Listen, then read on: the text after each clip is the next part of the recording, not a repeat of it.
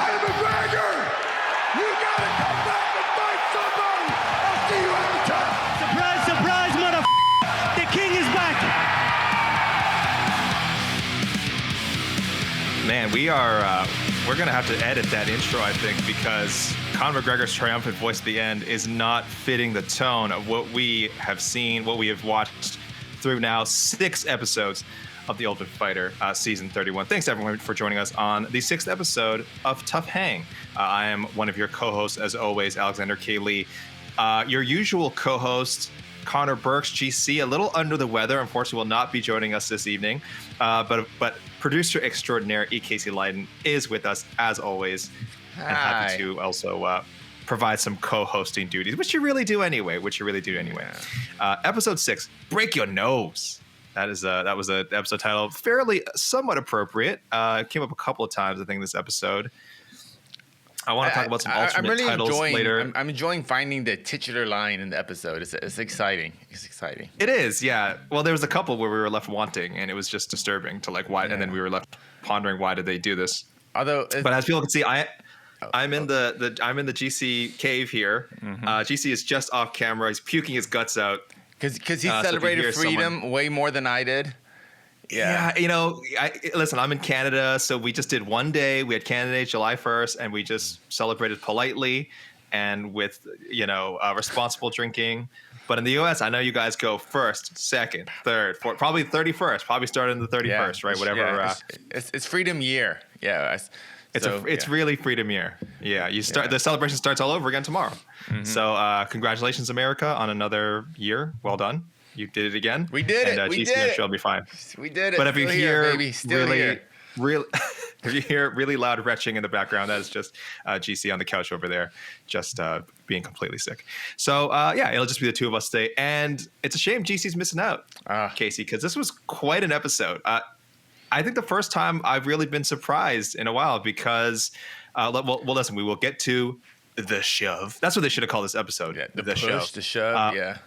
Yeah, so we'll get to the push heard around the world, the most hyped moment, but well before the, when they were previewing the show. But let's talk about Kurt Holobaugh pulling off an incredible upset and comeback against Lee Hammond, the top lightweight prospect on the show, probably. Conor McGregor's teammate, protege, dare I say. He was looking good, Casey. Lee Hammond was looking good through a round. Out grappling, an older, more veteran guy who's known to have good grappling skills. But second round comes along, and he just leaves an opening. Kurt Holobaugh, a lot more experience, locks in a guillotine choke. And it didn't take too long for Lee Hammond to tap out. So, Casey, let me get your thoughts on the fight. Michael Chandler's team now 6-0, and it's not looking great for Team McGregor with 2 fights remaining in the quarterfinals, I have to say. I would say this was, for me, the best episode of the season. Because the shock factor. Up until that point, it was a very run-of-the-mill episode, blah, blah, blah. But coming into this, once they did all the fight announcements, I was like, I thought Chandler's team would go undefeated, but this was the fight. I was like, this one's going to be the tough one. I really thought Hammond was going to win this fight. And it seemed everything was set, because they didn't explain how the matchups got made, right? They were just kind of made, right? In the first episode. They were asked to evaluate the fighters on the first episode, so rank them from 1 to 4. And then after the teams were made, it was kind of kept secret. And then after the teams were made, they revealed who was 1, who was 2, who was 3, who was 4. And then 1 would face the 4 guy on the other team, 2 would face the 3 guy on the other team. So it kind of was explained, but not in a But they didn't explain why we think Lee Hammond is our best lightweight and why we think Kurt Holobaugh is our 4th best lightweight. They didn't go part. No, okay, I was trying to remember. They didn't go into depth.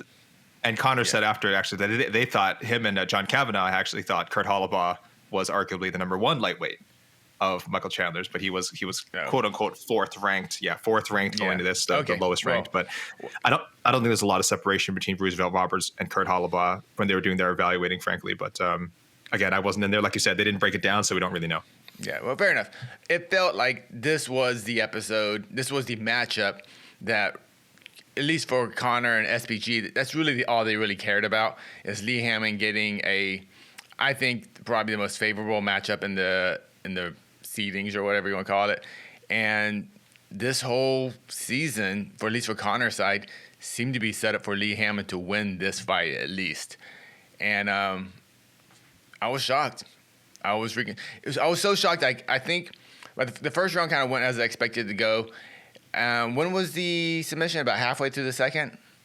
About halfway through. Dana White said something about like after they never give a time on the show for some reason, time of the stoppage. But Dana White said afterwards he was like less than 2 minutes away from maybe winning. Yeah, it felt about halfway. To the point was I wasn't even looking at the screen when it happened. To be honest, I was actually looking down because I thought, okay, he's gonna run this out.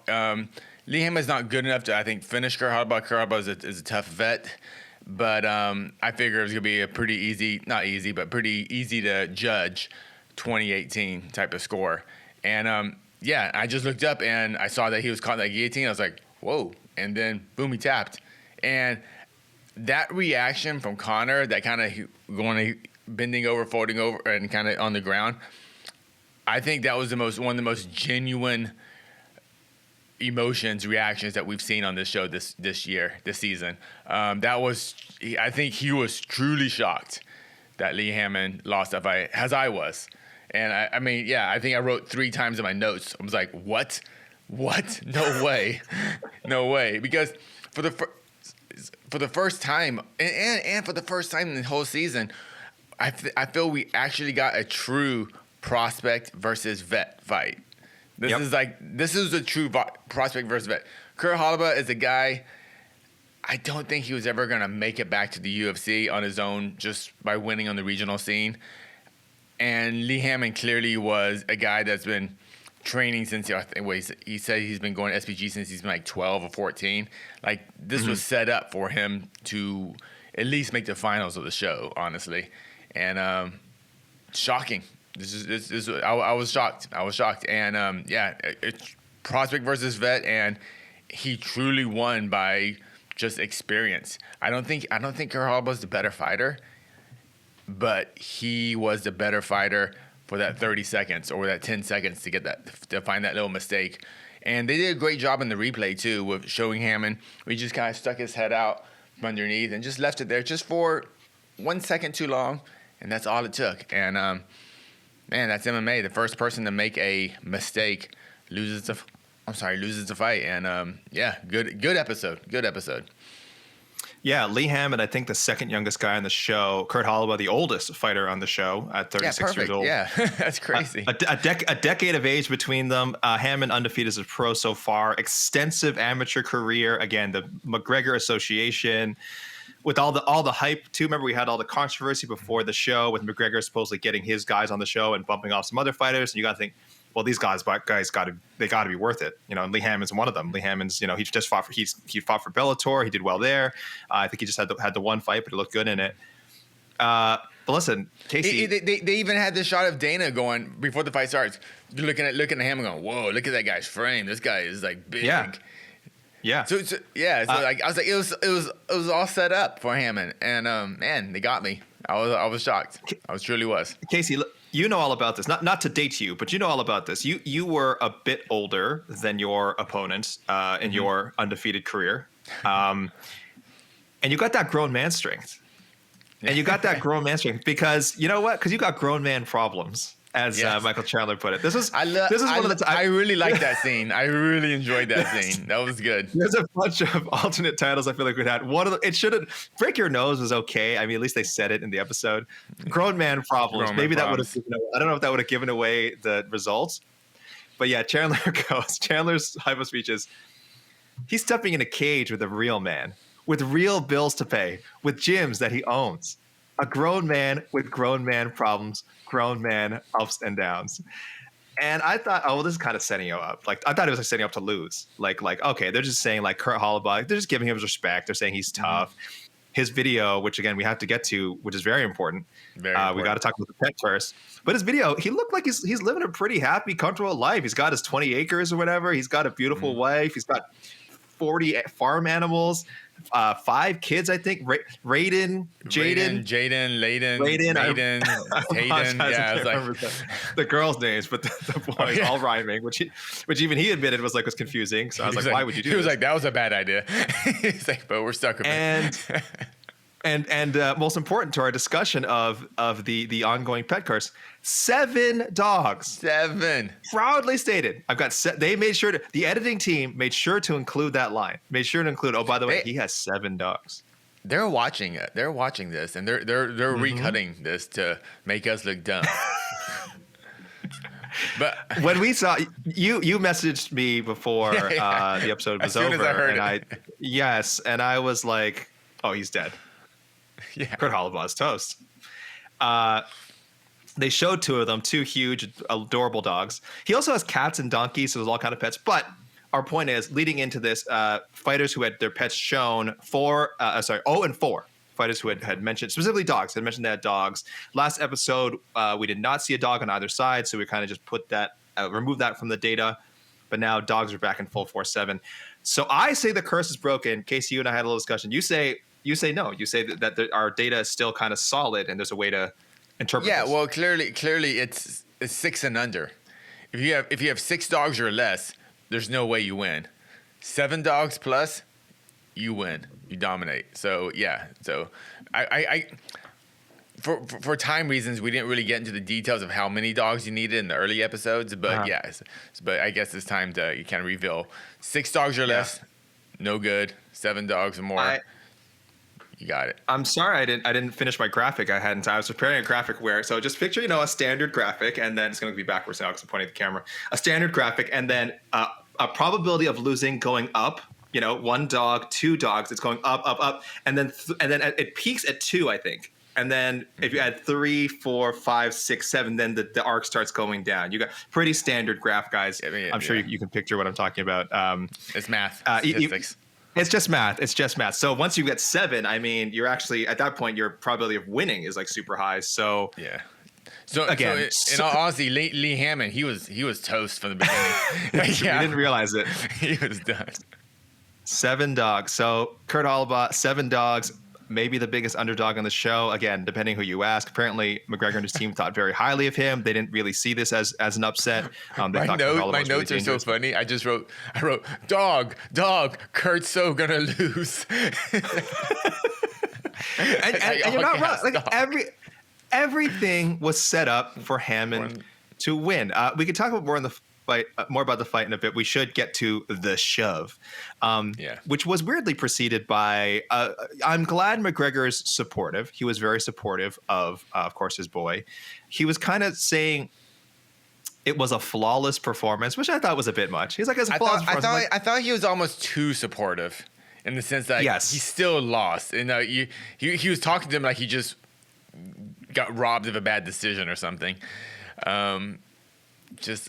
I don't know. I know what you're saying. Yeah, it clearly wasn't a flawless performance. Yeah, be supportive, of course, but don't be delusional. Then again, if anyone has seen how McGregor handles a lot of his losses, perhaps this was accurate. I mean, he's been claiming he could, I have the tools to beat Khabib Nurmagomedov for the last 4 years. So make of this what you will. But let's get to it. They get in the cage. Obviously, McGregor pretty heated. His team's down 0-6. His protege just lost. Chandler's in there talking some stuff, really just talking back to McGregor. And then they get into it, and then we get a face shove. You guys have seen this already. Again, the clip went all over the place. We wrote stories about it, in the lead up to the show. Dana, the one thing that I think was added this time, I think that we didn't see was Dana going, do a bit of a trot around the cage to get in and break things up. I'll say just for the fight, one of the reasons I think you thought, Casey, he was just going to ride it out is, we do tend to look at how much time is left in the show. And we're like, if you're like me, I was like, oh boy, there's maybe 7 minutes left with the fight still going. So Lee's going to ride this out for another couple of minutes. And then we need time. We need a full 5 minutes to do the shove thing. But by the time it got to the shove, there was actually only 2 minutes or something left in the episode. So it was really strange. Casey, go ahead, break it down. What did you think of, again, what the moment that this whole season has really been built around? I will say this. Now that we have more context of why the shove happened, it was actually more intense, I thought. I was expecting more of a kind of they're doing it for the camera, trying to build up a fight. But honestly, with the loss of Hammond, the shocking loss that Hammond had, and kind of the emotions that were in that cage at the time. It actually did feel much more authentic, and I would say I don't know if it's scary the right word, but I felt like there was real intensity in there, and it was actually it was more real than I thought it was going to be, if that makes sense. Wow, you really enjoyed this episode. What did you think of Chandler's reaction? Again, we should keep in mind, of course, it's edited. We don't know if there was more back and forth after the shove, but all we get is Chandler kind of going like, woo, like he's kind of jacked up, just like he's being professional. Obviously, he's not going to rush across the cage, just like tackle Conor. Conor takes off the suit. Did that satisfy? Did that make you kind of, want to make sure that this fight happens? Because I think in the last couple of weeks we sort of resigned ourselves to like, man, this fight is either not happening this year or never happening. Are you kind of like, man, are you back in now, Casey? You really need to see this. I'm not. I never needed to see them fight, honestly. The fight makes sense. Cool. I'm like, oh, they have to fight now because of this 10-second drama they had. But I do like moments when we see fighters like guys like Chandler. I'm assuming Chandler is the type of guy that, and this isn't a bad thing, but he's never gotten in a fight outside of the cage or outside of any sort of training room. I just don't seem that type of guy. And when Conor pushed him, I think he said, "It's like, hey, if you want to do this, we'll do it now." I always kind of like those moments when prize fighters become like, you know what, F it, let's fight. And I felt like that moment, Chandler was that guy. Like, oh, we're gonna fight now. Let's do this. I don't care about contracts, And I don't know if Conor was truly like wanted to fight right then, but I did feel Chandler was like, yeah, we'll do this right now. Take the cameras away. Let's do this right now. I don't know. I'll do this in an empty parking lot right now, you and me.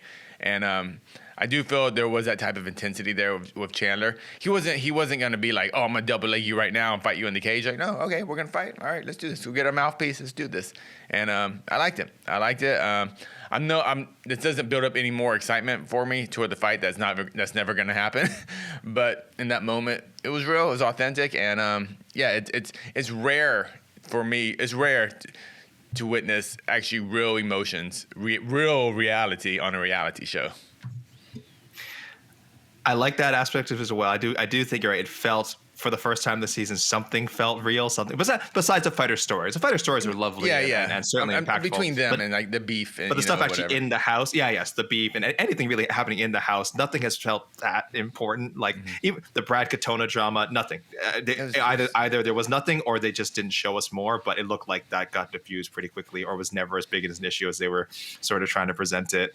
I'm trying to think. There was some we saw like the last time there was any crap talk between cast members. It was like episode 2. Like I think it was Mando or Landon was like trash talking one of the vets, and nothing has come of that. That was like, again, a month ago now in episode terms. So we really haven't gotten much real genuine drama, and this did feel drama. In this episode, I felt was, and I thought, I don't know, tell me, I don't have a real good opinion on this, but they actually did bring up the fact that Conor isn't there for the weigh-ins. Yes, finally. They had to, because I assumed he would be at the Lee Hammond weigh-in. Yeah. You would think so. He was not there. Not there at all. And then, Chandler says this thing, I'm here to show support, blah, blah. And then Conor tries to they let Conor defend himself, but I didn't really understand his defense. I kind of went, what? I just wrote, what? He was trying to say, like, I'm there in the training room. Like, I'm there before the weigh-ins, before the fights. I'm there in the training room. I'm there helping them cut weight. Like, I'm there, which we don't see that either, but we assume he might be there. So he's trying to say, like, I was there doing just because you don't see me at the weigh-in and you don't see me in the corner doesn't mean I'm not there. Like, I'm helping with all the work that goes into the fight. And I'm like, well, so is Chandler. Chandler's doing all that stuff too, and he's showing up the weigh-in. And he's actually cornering his fighter. I couldn't believe he didn't corner him either. I couldn't believe he didn't show up the weigh-ins, and I couldn't believe he did. Is he too good to put on a jersey? Like, is it he just has to? No, because he wears the. I thought that for a moment too, but when they do the training footage, he is wearing the TUF uniform. So it's not like he wants to show up in his own stuff, and he goes, "Well, I'm only wearing Conor Fast or whatever, McGregor Fast stuff." No, he wears a TUF uniform and while they're doing the training. So, You know what? Can he wear the jersey over the suit? Can he wear the? He should wear the. That looks so good. That look looks so good. That's a good look. I think so. Yeah. And to be in the corner with the suit. How could he not corner his boy? That was shocking. It was maybe this is good though. This is good because to me, Conor maybe this is Conor knowing his limitations as a coach. He goes, I'm too emotional. If I was like the true corner guy, maybe that's why. I don't know. But he's shouting. He's shouting over them now. Yeah, he's shouting over them. You hear him more than anyone else too. I know. How's that helping? I mean, imagine if he was actually in the corner. Has he ever actually cornered a fighter where where in between rounds he's the guy going, or one of the coaches in the corner go, "Oh, hey, you need to do this. You got to keep your hands up. You need to put pressure on the guy." Like he's never that guy, has he? Or is he always is he Conor McGregor and just roams? I want to say he did during his first stint on The Ultimate Fighter. I could be wrong. People in the comments, feel free to correct me. I want to say he did actual he was just a traditional coach, but that show was kind of while he hadn't quite become superstar god level fame. Conor, he was definitely a superstar by that point, but just hadn't reached that. He was MMA superstar, but not out. Yes, yeah, I got you. He was on the cusp of becoming this household name, where even my mother knows who Conor McGregor is. He wasn't quite there yet, so I guess there was still the element of, I'm willing to do this stuff and on the show, and I don't care. But he's so protective of his image now. Yeah, I don't know if he wants to be seen in the trenches, in the corner. Again, he's not, because training looks cool, right? If you're in your jersey, you're training, you're sparring, you look cool, right? He likes that. He puts video, he shows stuff on Instagram, but having to just sit in the corner with a water bottle in hand and a towel in maybe he just doesn't like the optics of it. It's hard to say. I don't know if there's a ring he wouldn't be allowed to corner. I'm trying to think, but I can't imagine why. So, just not a great look for McGregor. And I'm going to follow up on this, but I want to ask you first, Casey, who won the shove? Who won the shove exchange scene? I would say Conor won the shove. Oh. I'm saying this. Tell me what you think. When I first saw the shove, I was like, "Ooh, Conor's losing his composure. He's just losing control right now. He's letting his emotions take over." But then I thought of it more in terms of, in a basketball game or a baseball game, when your team's down and your team needs some sort of emotional boost. This is what Conor does, so the manager will come out in a basketball game and just start yelling at the ref, go blah blah blah, and basically deliberately get kicked out of the game. Or a baseball manager would kicking the putting the dirt. You're right in the referee's face, just asking to be thrown out. Yeah, you're just asking toss me. Toss me. Yeah. Sure. It felt like that because I think he realized, hey, the guy that was supposed to win just lost. We have a very good chance of going completely victoryless. What's the word? Yeah, winless. We have an opportunity. We have a good chance of going winless now, and I think that was Conor losing his composure a bit, but also going, okay, this is going to hype my team up. And that was the first time all season where we got to see teammates or the other team, Chandler's team, start smack talking Conor. You're like, oh, come on, let's go. And that was good because that was the first time, okay, these guys are fighters. They're you rev them up and they're like, all right, let's go. They'll brawl right now. And that was, like I said, that moment actually felt real for a small moment for a reality show. And I really enjoyed it. And so that's why I say Conor won, because I do think that will boost his own team's energy. Because maybe, Conor doesn't show up for the weigh-ins. I think it shows, I'm not sure how much he's there for training. I think that's showing. But Conor kind of going and putting himself out there for at least for a moment, maybe his team goes, all right, that might give him enough motivation to make this season a bit more competitive. See, Casey, I was kind of with you. Go. Sorry. No, I was with you. Well, listen, I was with you up until you mentioned that key point, because I like the idea that he's trying to light a fire under his two remaining guys, who's Landon Quinones at lightweight and Rico DeShulo at bantamweight. Which both, I don't believe he really exists. I don't know if that guy really exists. Which one?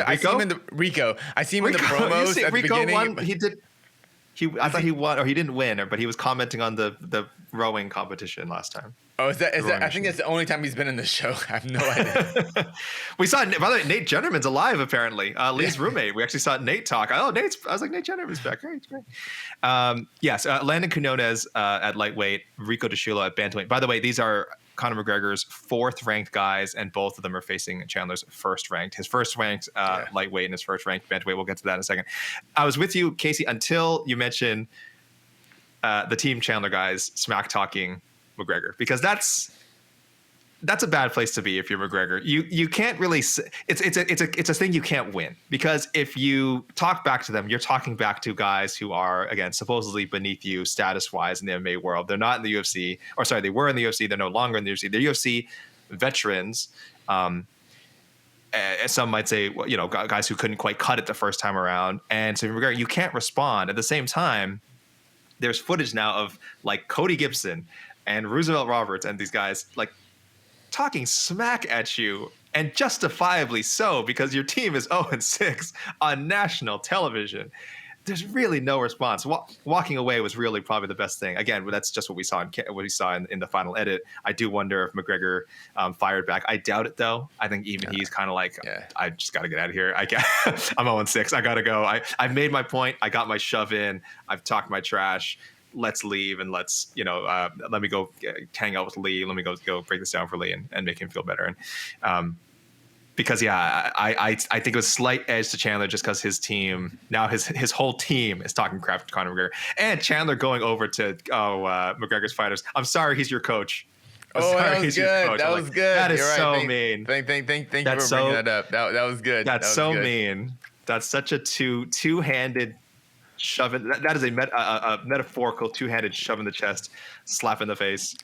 See, that's good. That's why I do like about the show, because that's how Chandler kind of does his shit talk, his trash talk, by doing that kind of like, I'm gonna be so nice, I'm actually insulting you, kind of like, oh god. Oh, we all know people like that. They're the worst. Yeah, they're the worst. It's like, it's okay, but like, you did good, buddy. And then they go to your friends like, listen, sorry, I'm sorry you got to deal with this guy. Sorry, I deal with this guy. Like, and it's like you just come say it to my face. Just insult me. Come insult me. Don't go around me. That is the Chandler way. And that reminds me, like if you're rolling in jiu-jitsu, like rolling with a high level guy, and they submit you like 4 times in one round. And then as the round ends, they go, "Good job, buddy. You did great." I'm like, yeah, flawless performance. Flawless performance. I think we'll just end on a few little notes here. I think they made a huge mistake this year, Casey, not doing a proper draft. I know the veterans versus UFC veterans versus non-UFC prospects angle appealed to them. They must have decided on that early and would decide to stick with it. It doesn't even make a lot of sense given the coaches. It's not like either of the coaches is like particularly new to the UFC. Like, I guess Chandler you could say, but he's been in MMA, been named in MMA for so long. Like, it's not even like this is the prospect coach versus the veteran coach. Like, you don't have that aspect of it. Like, it would work with like an O'Malley or something. And I know we always think of O'Malley as younger than he actually is, but he still feels like fresh, and like it feels like he could lead a team of rowdy prospects. The coach is actually a prospect too. Is that what you're saying? Not like relative. Like if you did like O'Malley versus who's a super veteran bantamweight that he could coach against and actually fight. I don't. Him and Aljo might have worked. I don't know. But the point is, like, the gimmick isn't even that interesting, and we've made fun of it many times. Like we all know they mean UFC vet and non-UFC prospect. It just looks ridiculous when you put it on screen. And also the whole point of, like, if you're going to have one benefit of having McGregor's guys on, is when you have that draft, you have that fun aspect of like, oh, is McGregor going to take like his guy who we know isn't that great? Like, is he going to use a top 3 pick instead of taking, I don't know, like Roosevelt Roberts, or taking, one of these guys he's not associated with? Because I think he would have. He would have picked Lee Hammond first. He would have picked Brad Katona with one of his first picks. He would have taken Aaron McKenzie with one of his first picks. And that's like what's so fun about The Ultimate Fighter. And when GC said that, one of the most disappointing things was how they just like, oh, you forward with him, and that means you forward with him, you forward with him. And it was over so quickly. No drama, no arguing. Conor didn't get to coach one of his guys, didn't get to coach Brad Katona. No even like explanation of the reason. It was just here. That was it. Okay. Yeah, this is how we've designated them. And I'm like, okay, sure. Like, I don't mind gimmicks. I always say they should do different things with the show. From episode 1, from the first 10 minutes of episode 1, they kind of screw the whole season in a sense as far as drama. Yeah, and also the cast has to know. You said it from the first episode. You said, "Man, these veterans look really good." Like this is a really strong team of veterans. Like they should not. It's very imbalanced. Like the talent level, experience level, and so far you've been perfectly right. Like again, with respect to the guys who have experience outside the UFC, these guys who fought in the UFC are these are Roosevelt Roberts is really good. Like there's a bunch of guys in the veterans team. Like why were they released in the first place? Yeah. The funny part is like every single vet, I said, you know what, these guys could all legitimately fight on a fight night prelim, no issue. Yes. Except Kurt Hollabaugh, and then he wins. I actually thought Kurt Hollabaugh was the one guy, and no respect. And dude, if you see this, Kurt, man, you prove me wrong. That's awesome. I love being wrong. That's he proved everyone wrong. He proved everyone wrong. I thought he was brought in the show. He was because he has a record. He's a tough fighter. He looks the part, but he will lose. That's why he's on the show, and that's fine. It's a show, and this is how matchmaking works. But man, you proved me wrong, sir. 7 dogs. You broke the code. You did it. 7 dogs again. Another good title for this episode would have been 7 dogs. Let me say, hanging out with the Hollabahs looks like a hell of a good time. I was like, I don't know if I've ever seen any fighter on the show that I'd want to hang out with.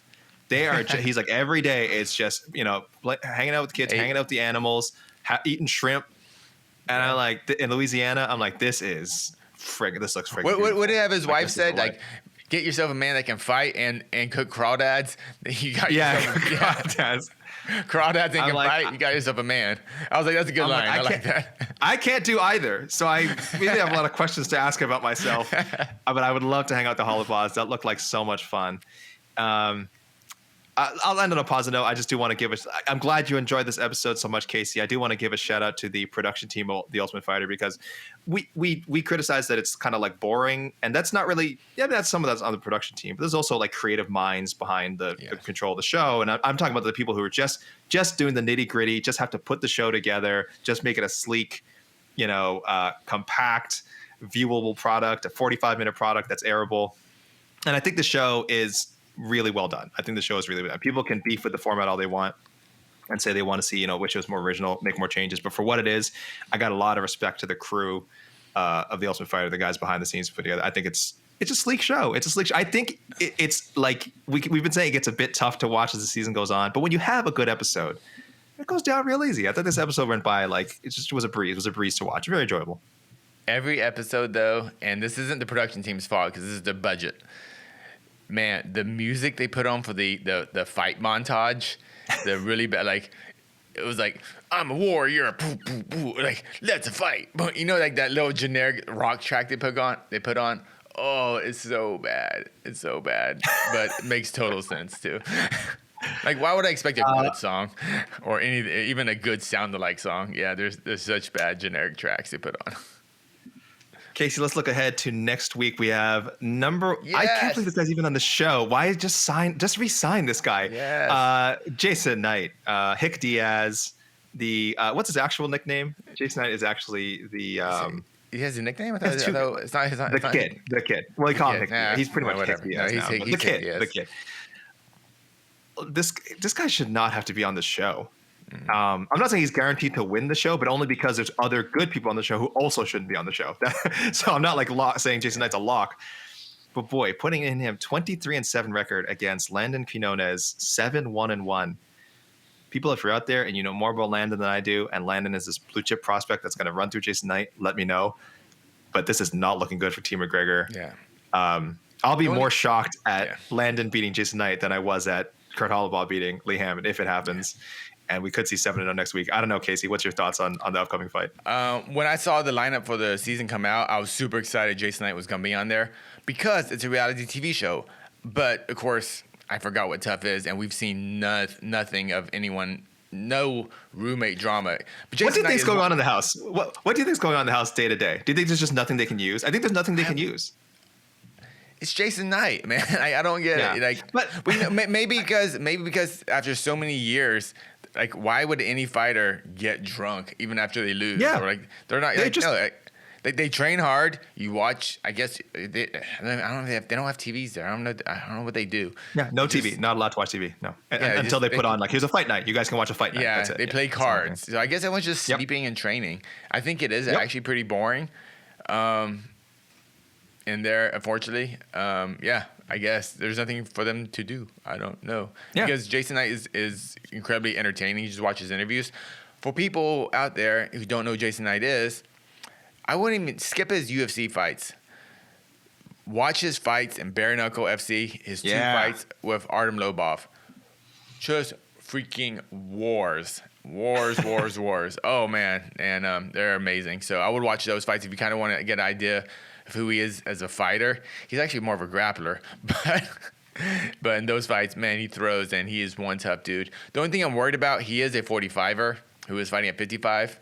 So we'll see how much that comes into play and how much that plays. Yeah, he's facing Landon Quinones. What do you know about him? 7-1-1. I'm literally looking this up right now. Fights out of Killcliff FC, I believe. So there you go. Comes from a good camp. Good size, 5'10", good reach, 72 inches. Wait. So Killcliff. What is Killcliff? Is that the Florida one? Killcliff is the former Sanford MMA. Wait, so that's. I thought Chandler is Killcliff. Isn't Chandler? He is. So I guess Chandler will be coaching against someone he's probably familiar with. Okay, weird. Yeah, so it's a big camp. It's a big camp. Yeah, but I'm sure they share coaches. It's so weird they haven't pushed that narrative though. If he what narratives? They haven't pushed any narratives in the show, Casey. Yeah, I know. Well, what am I doing? As good as this episode was, it was just about Lee and Kurt, which is fine. But again, from episode to episode, the other cast members do not exist. Yeah, they don't exist. You are not getting any pre-fight hype and set for the episode that it's actually on. So I was high on this episode, but if Lee Hammond actually wins that fight and actually just grinds out Holloway in the second round, is this a boring episode? Yes. Okay.